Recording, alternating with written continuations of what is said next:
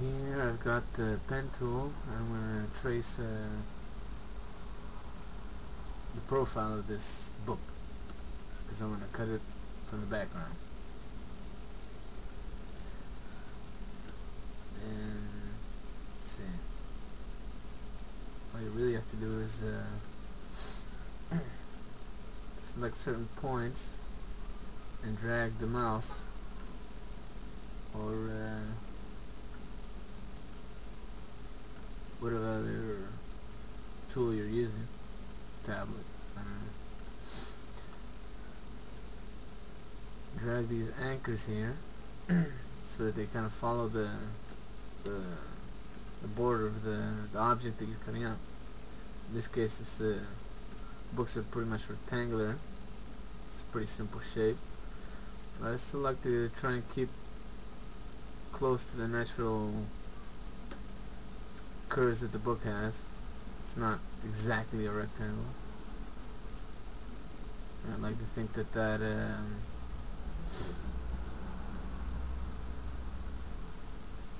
helps make the final product look a little more realistic. Like here, this point is still active, so I can move with the cursor if I want to, up, down, to adjust it. Just a real quick adjustment. Although I do recommend trying to be as precise as possible on the first shot.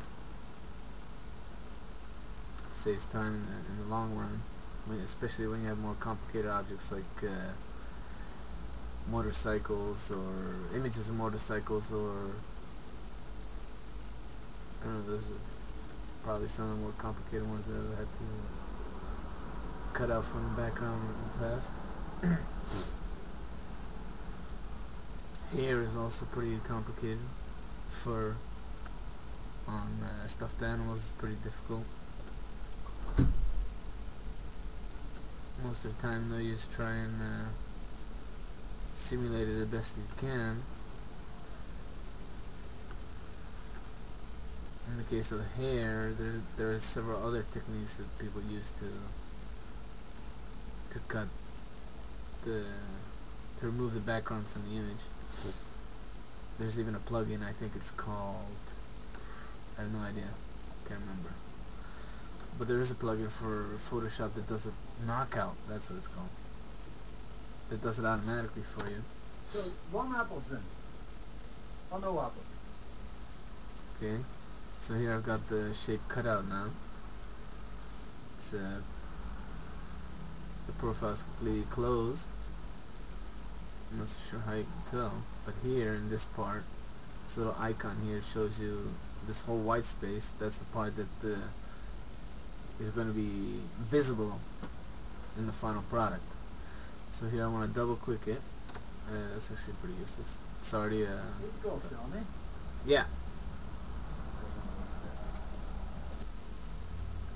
And I want to make a clipping path so that when I paste this image later on in freehand or Illustrator or InDesign, it'll only show me the visible part of the image. I'm going to save it now. Yeah, I have a pretty particular system for saving files, but I'm sure you have your own too. And I save it in EPS format because I find that, well, although it's not as lightweight as some other programs, as some other formats, it is let's see, well, it's pretty complicated, I guess.